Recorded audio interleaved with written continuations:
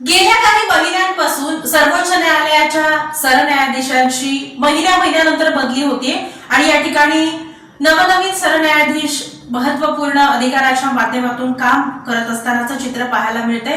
आता या अंतर्गत सरन्यायाधीश म्हणून पी.आर. गवई यांच्या नावाची शिफारस करण्यात येत असून आता पुन्हा एकदा नवे सरन्यायाधीश मिळण्याची शक्यता या सर्वोच्च न्यायालयाच्या माध्यमातून वर्तवण्यात येते।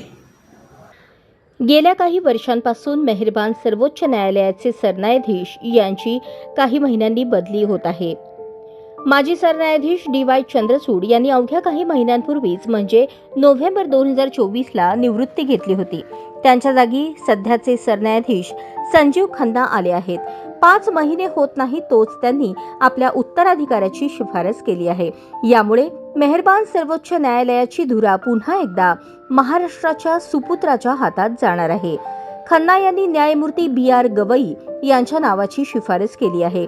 यामुळे गवई हे 52वे सरन्यायाधीश बनण्याची शक्यता आहे। डी.वाय. चंद्रचूड वयाच्या 65व्या वर्षी निवृत्त झाल्यानंतर न्यायमूर्ती खन्ना यांनी नोव्हेंबर 2024मध्ये सरन्यायाधीश म्हणून पदभार स्वीकारला। भूषण रामकृष्ण गवई हे भारताच्या मेहरबान सर्वोच्च न्यायालयाचे न्यायमूर्ती आहेत। ते 2003 पासून 2019 पर्यंत मुंबई उच्च न्यायालयाचे न्यायाधीश होते।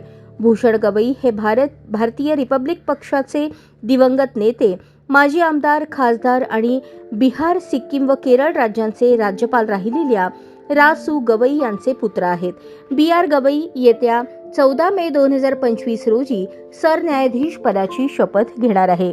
सध्या तेच सर्वात वरिष्ठ न्यायाधीश आहेत। राष्ट्रपती द्रौपदी मुर्मू या गवईंना शपथ देणार आहेत। गवई देखील फार काळ सरन्यायाधीशपदी राहणार नाहीत। ते जवळपास 6 महिनेच या पदावर असणार आहेत। गवई नोव्हेंबर 2025 मध्ये निवृत्त होत आहेत। 2019 मध्ये ते सर्वोच्च न्यायालयाचे न्यायमूर्ती झाले होते। भूषण रामकृष्ण गवई यांचा जन्म 24 नोव्हेंबर 1960 रोजी अमरावती येथे झाला। ते 16 मार्च 1985 रोजी बारमध्ये सामील झाले।